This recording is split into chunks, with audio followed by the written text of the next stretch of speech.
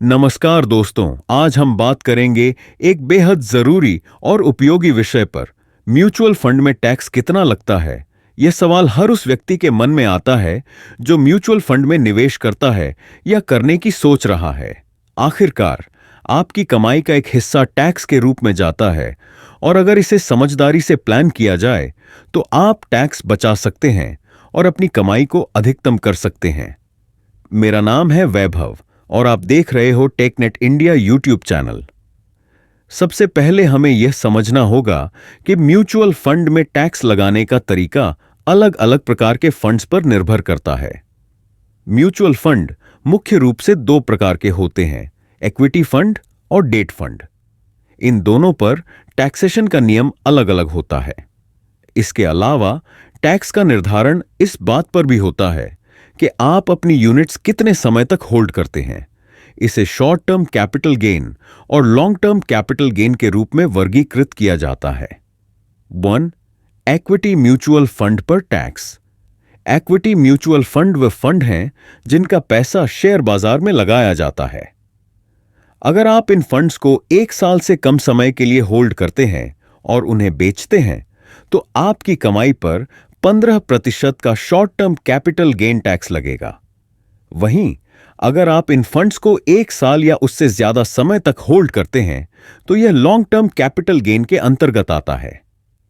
Long term capital gain tax की बात करें तो 1 लाख रुपए तक की कमाई टैक्स फ्री होती है, लेकिन 1 लाख रुपए से ज्यादा की कमाई पर आपको 12.5% का टैक्स देना होगा और इसमें कोई इंडेक्सेशन लाभ नहीं मिलता। नहीं। 2. डेट म्यूचुअल फंड पर टैक्स। डेट म्यूचुअल फंड का पैसा बॉन्ड्स, सरकारी सिक्योरिटीज और अन्य सुरक्षित निवेश साधनों में लगाया जाता है। अगर आप डेट फंड को 3 साल से कम समय तक होल्ड करते हैं और बेचते हैं तो यह आपकी आमदनी में जोड़ा जाएगा और आपकी आयकर स्लैब दर के अनुसार टैक्स लगाया जाएगा। इसे short term capital gain tax कहते हैं। अगर आप डेट फंड को 3 साल या उससे अधिक समय तक होल्ड करते हैं तो यह लॉन्ग टर्म कैपिटल गेन के अंतर्गत आता है। लॉन्ग टर्म कैपिटल गेन पर 20% का टैक्स लगता है, लेकिन इसमें इंडेक्सेशन का लाभ मिलता है।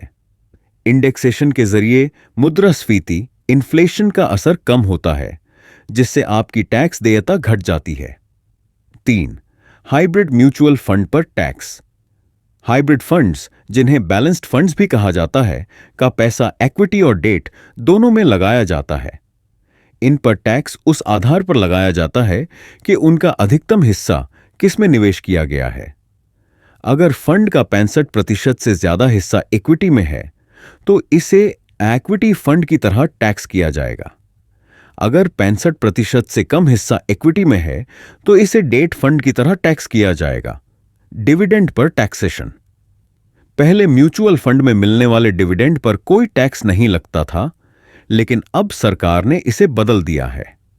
अब जो भी डिविडेंड आपको मिलता है वह आपकी अन्य आय में जोड़ा जाता है और आपकी आयकर स्लैब दर के अनुसार टैक्स लगता है। इसका मतलब है कि अगर आप 30% टैक्स ब्रैकेट में आते हैं तो आपको डिविडेंड पर भी 30% टैक्स देना होगा। Tax saving mutual fund ELSS। अगर आप टैक्स बचाना चाहते हैं तो LSS, equity linked savings scheme में निवेश कर सकते हैं। यह एक टैक्स सेविंग म्यूचुअल फंड है जिसमें निवेश करने पर आपको धारा 80C के तहत 1,50,000 रुपए तक की कर छूट मिलती है। हालांकि LSS में 3 साल का लॉक इन पीरियड होता है, यानी आप इस दौरान पैसे नहीं निकाल सकते। लेकिन इसके बाद अगर आप यूनिट्स बेचते हैं तो long term capital gain tax के नियम लागू होंगे। टैक्स प्लानिंग के लिए सुझाव। अब सवाल यह उठता है कि म्यूचुअल फंड में टैक्स बचाने के लिए क्या किया जा सकता है। सबसे पहला कदम है सही योजना बनाना। लंबे समय तक निवेश करें ताकि आप लॉन्ग टर्म कैपिटल गेन का लाभ उठा सकें, क्योंकि शॉर्ट टर्म गेन पर टैक्स ज्यादा लगता है। इसके अलावा LSS जैसे टैक्स सेविंग फंड्स में निवेश करके आप टैक्स में बड़ी बचत कर सकते हैं।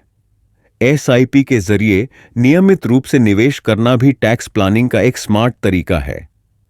क्योंकि यह आपके निवेश को व्यवस्थित करता है और टैक्स देयता को संतुलित करता है।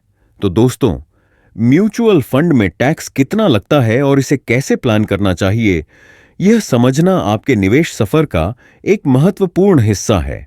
सही रणनीति और धैर्य के साथ आप न केवल टैक्स बचा सकते हैं, बल्कि अपने निवेश को भी अधिकतम कर सकते हैं। तो आज ही म्यूचुअल फंड में निवेश की योजना बनाइए और अपने वित्तीय लक्ष्यों को साकार कीजिए। अगर आपको यह जानकारी उपयोगी लगी हो, तो इस वीडियो को लाइक करें, चैनल को सब्सक्राइब करें और बेल आइकन दबाएं, ताकि आप हमारी अगली वीडियो की नोटिफिकेशन सबसे पहले पा सकें।